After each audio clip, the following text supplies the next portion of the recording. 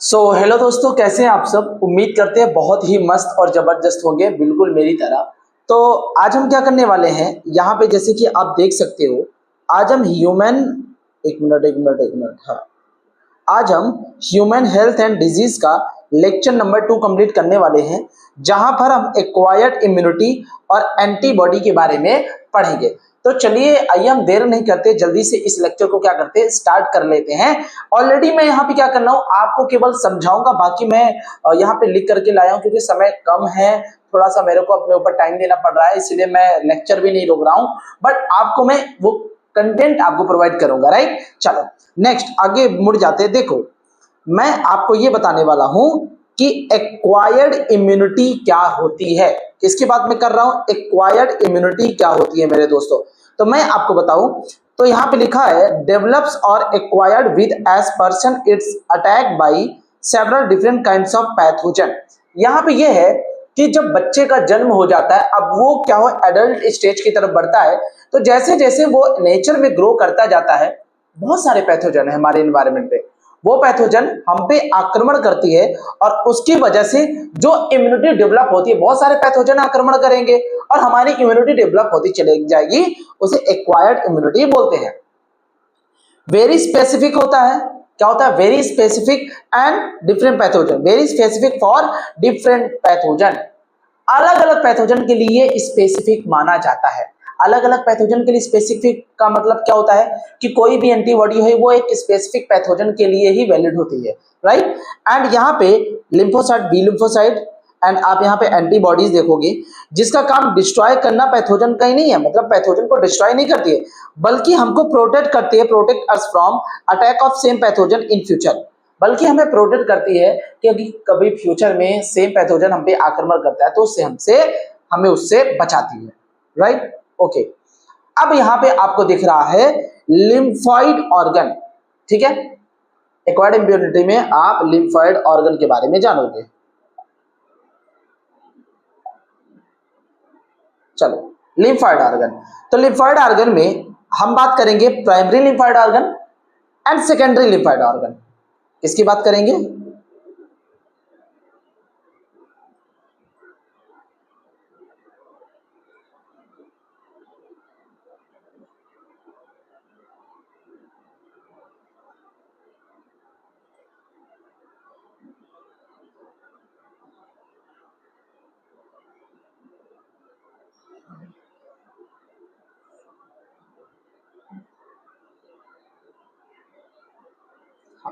चलो lymphoid organ में हम बात करेंगे primary lymphoid organ and secondary lymphoid organ.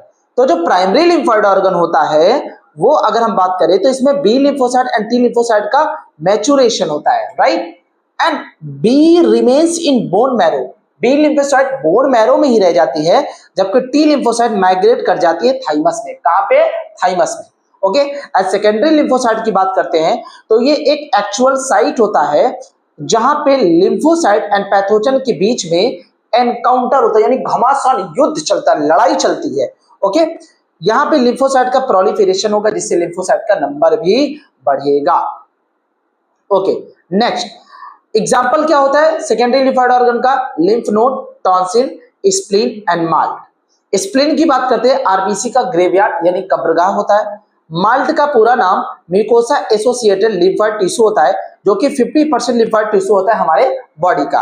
And ये कहां प्रेजेंट होता है, पेयर्स पैचेस जो होता है स्मॉल इंटेस्टाइन का, वहां पर ये पाए जाते हैं। Malt, MALT, mucosa associated lymphoid tissue. Okay, देखो हम आपको बताने वाले हैं इम्यून रिस्पांस जनरेशन।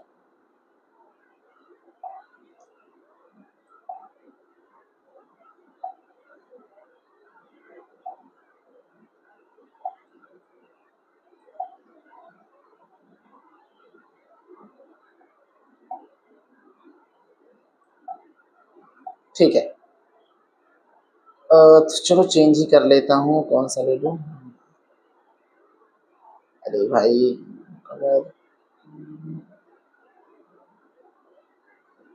चलो इम्यून रिस्पांस जनरेशन की अगर बात करता हूं तो ध्यान से देखना, ये इम्यून रिस्पांस जनरेशन में इधर देखना, इम्यून रिस्पॉन्स जनरेशन यानी इम्यून कैसे जनरेट होता है, वो कैसे रिस्पॉन्स करता है, मैं उसकी बात करने वाला हूं। तो हमारे बॉडी में एंटीजन प्रेजेंटिंग सेल होते हैं जिसको हम एपीसी सेल बोलते हैं। इस एपीसी सेल के ऊपर एमएससी यानी मेजर हिस्टोकम्पैटिबिलिटी रिसेप्टर पाया जाता है। एंटीजन प्रेजेंटिंग सेल में आप जान लो डेंड्रिटिक सेल होते हैं एंड माइक्रोफेजेस होते हैं। इनका काम होता है कैप्चर करना वायरस को, और इन वायरस को कैप्चर करने के बाद take it near lymph node, और इसको नियर लिम्फ नोड जो होता है इस वायरस को वहां तक ले जाना। कौन कैप्चर करता है? एपीसी। देखो एपीसी ने वायरस को कैप्चर किया, वायरस इनसाइड एपीसी सेल, ठीक है। अब ये एपीसी सेल जाएगी नियरेस्ट लिम्फ नोड के पास, और जाने के बाद ये एक्टिवेट करेगी टीएस सेल को, यानी हेल्पर टी सेल को एक्टिवेट करेगी। और ये जो हेल्पर टी सेल होता है बेटा, ये सेमी एक्टिवेट करती है बी लिम्फोसाइट को और एक्टिवेट करती है टीसी सेल को। सेमी एक्टिवेट का मतलब होता है आधा एक्टिवेट करना, तो टीएच सेल बी लिम्फोसाइट को आधा एक्टिवेट कर रही है, पूरा एक्टिवेट नहीं करती। जबकि पूरा का पूरा एक्टिवेट करेगी किसको? टीसी सेल को। कौन? TH cell. समझ में आया? टीएच सेल कैसे एपीसी वायरस को लेकर टीएच सेल के पास एक्टिवेट हुआ। ओके, लिम्फ नोड फिर टीएच सेल।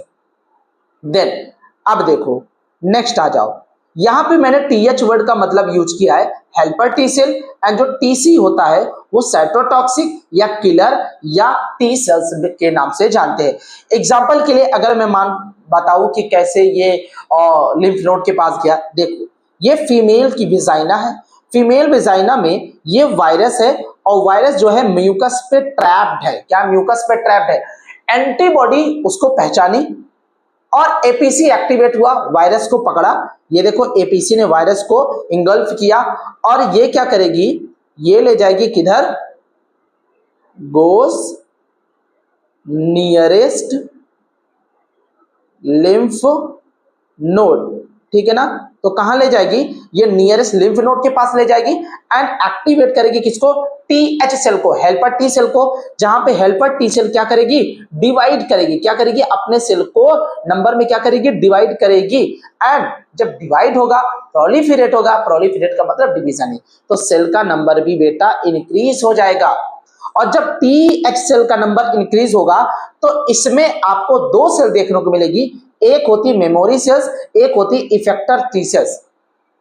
अब अगर मैं बात करूं मेमोरी सेल्स क्या होती है, मान लो कभी दोबारा वो वायरस वापस अटैक हुआ है, पेशी सेल उसको कैप्चर की, तो वहां पे मेमोरी सेल्स रहनी चाहिए। बोलो यस।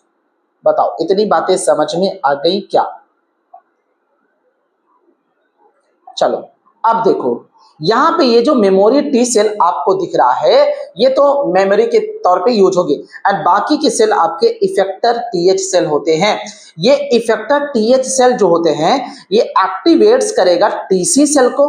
किसको? टीसी सेल को, जैसे मैंने बताया था, यानी साइटोटॉक्सिक सेल को। और ये साइटोटॉक्सिक सेल प्रोलिफरेट होगी, डिवाइड करेगी, नंबर में बढ़ जाएगी। एंड टीएच सेल का काम क्या होता है? इफेक्टर टीएच सेल ये सेमी एक्टिवेट यानी आधा एक्टिवेट करेगी बी सेल्स को। बताओ इतनी बात समझ में आ गई? इतनी बात समझ में आ गई तो जल्दी से इसको देख लो। ओके चलो अब देखो यहाँ पे B cells and TC cells. मैं क्या बोला? ये हमारे पास बहुत सारे टीसी सेल्स है। अब ये जो टीसी सेल्स है, देखो इधर देखो, अरे एक मिनट, इधर देखो, ये टीएस सेल बनाया, किसको एक्टिवेट किया? टीसी सेल को। और इधर देखो,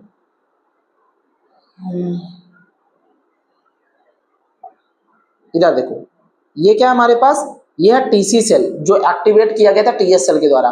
तो टीसी सेल भी खुद को डिवाइड करेगी, मेमोरी टीसी सेल्स बनाएगी एंड इफेक्टर टीसी सेल्स बनाएगा। इफेक्टेड टीसी सेल्स अटैक करेगी अपकमिंग वायरस को, जो भी वायरस आ रही होगी उसको अटैक करेगी, राइट, उसको मारने का काम करेगी। एंड जो बी सेल है जो अभी सेमी एक्टिवेटेड था, ये डिवाइड करेगी तो क्या बनाएगी? मेमोरी बी सेल्स बनाती है। और जो इफेक्टर होगी वो प्लाज्मा बी सेल्स है। क्या है? Plasma B cells. Plasma B cells बनाएगी क्या? एंटीबॉडी। क्या बनाती है? एंटीबॉडी, जो एंटीबॉडी पैथोजन के खिलाफ लड़ने में हेल्प होती है। बोलो यस।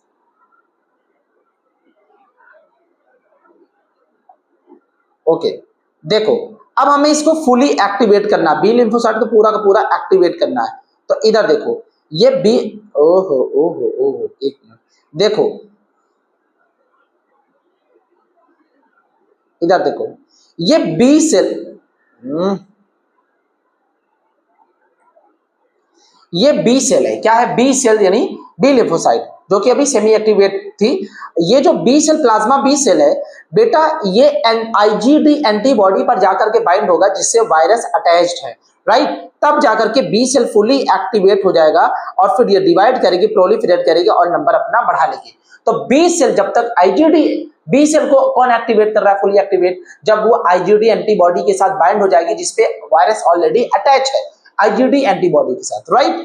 ओके, नेक्स्ट इधर देखो, अब मैं बात करूं कि एंटीबॉडी के टाइप क्या है बेटा। एंटीबॉडी की जो टाइप है वो आईजीजी है, आईजीए है, आईजीएम है, आईजीडी है, आईजीई है। यानी कि 5 टाइप के एंटीबॉडी यहां पे देखने को मिलेंगे। कितने टाइप के? 5 टाइप के। ओके, कौन कौन से? IgG, IgA, IgM, IgD and IgE, ये एंटीबॉडी होती है। आईजीजी 75% होगी, आईजीए 15, आईजीएम 7 to 10%। फिर से बोल देता, IgG 75%, IgA 15%, IgM 7 to 10%, IgD 1% और लेस देन 1% आपका आईजीई होता है। आईजीई एंटीबॉडी, इसका जो फॉर्मूला है H2L2, यानी 2 हैवी चेन 2 लाइट चेन होता है। एलर्जिक रिएक्शन करवाने में ये हेल्प करता है, ठीक है ना। एलर्जिक रिएक्शन में मतलब एलर्जी रिएक्शन कॉज करता है। आईजीडी एंटीबॉडी 1% है। H2L2 फॉर्मूला है, 2 heavy chain 2 light chain. On surface of on surface of B lymphocyte, जो बेटा बी लिम्फोसाइट है उसके सरफेस पर ये आईजीडी पाया जाता है एंड ये बी लिम्फोसाइट के एक्टिवेशन में हेल्प करती है। आईजीएम की बात करते हैं 7 to 10%। H2L2 5 यहाँ पे लिखा है, यानी 5 to 10, तो 10 हैवी चेन 10 लाइट चेन हो गए। यहाँ पे क्या है? 10 एंटीजन बाइंडिंग साइट हो गए। आईजीएम में 10 एंटीजन बाइंडिंग साइट, बेटा एंटीजन बाइंडिंग साइट याद रखना, लाइट चेन, ओके, इस पे डिपेंड करता है। एंड फर्स्ट एंटीबॉडी होती है to reach at site of infection, है ना। सबसे पहले इंफेक्शन पर पहुंचने वाली यही आईजीएम एंटीबॉडी होती है एंड ब्लड एंड लिम्फ में पाई जाती है। आईजीए की बात करते हैं 50%, H2L2 यानी 4 heavy chain 4 light chain, 4 antigen binding site होती है यहाँ पे, 2 to 4, ओके। एंड कहाँ होती है? टीयर्स सिक्रीशन में हेल्प करती है, टीयर सलाइवा में कोलेस्ट्रम एंड म्यूकस, इसकी बात करो, यहाँ पे पाई जाती है। आईजीजी की बात करता हूँ 75% H2L2 एंड ब्लड लिम्फ में पाई जाती है। ऑप्शनाइजेशन में करता है। ऑप्शनाइजेशन क्या है नेक्स्ट वाले में हम बता देंगे। प्लेसेंटा को क्रॉस करती है एंड प्लेसेंटा को क्रॉस करती है कहां से? मदर से एंड फीटस तक पहुंचती है। बेटा आईजीए जो एंटीबॉडी होती है ना, इसमें और लिख लेना, ये पाई जाती है कोलेस्ट्रम में। अच्छा लिखा तो है कोलेस्ट्रम, कोलेस्ट्रम यानी जो मिल्क होता है, मदर की फर्स्ट मिल्क। देखो इतना समझ में आ गया। फिर हम चलते हैं आपका एंटीबॉडी का स्ट्रक्चर पता करते हैं, ओके। देखो ये है एंटीबॉडी का स्ट्रक्चर जो कि बोर्ड में आता है और नीट में यहां से कई सारे सवाल पूछे जाते हैं, ध्यान से देखना।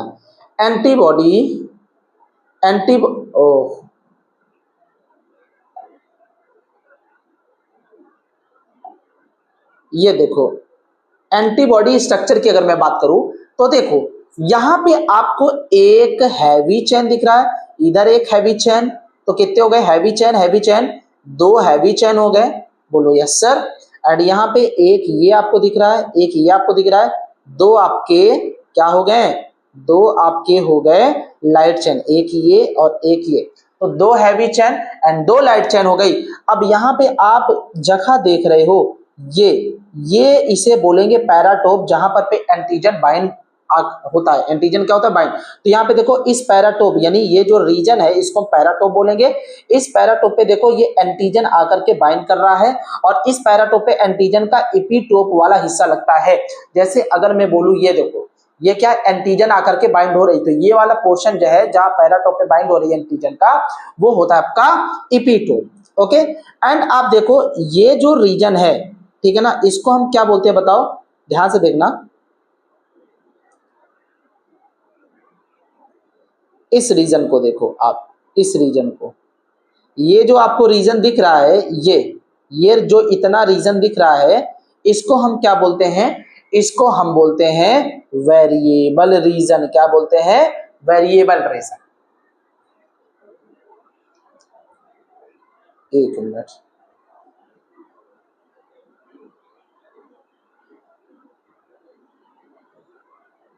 ठीक है।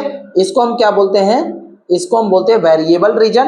तो यहां पर भी आप देख सकते हो ये वेरिएबल रीजन आपको दिख रहा है।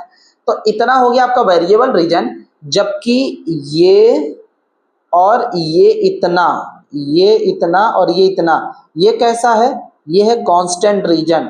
यहां पे भी ये कांस्टेंट रीजन होता है। तो याद रखना, दो कांस्टेंट रीजन हो गए और दो आपके वेरिएबल रीजन हो गए। तो जितने H2L2 अगर फॉर्मूला लगा रहे हो तो दो वेरिएबल रीजन, दो कांस्टेंट रीजन होते हैं। और बेटा यहां से लेकर के ये जो यहां तक का है आपका एरिया, यहां से यहां तक का, ठीक है। एक मिनट, ये थोड़ा सा पेन,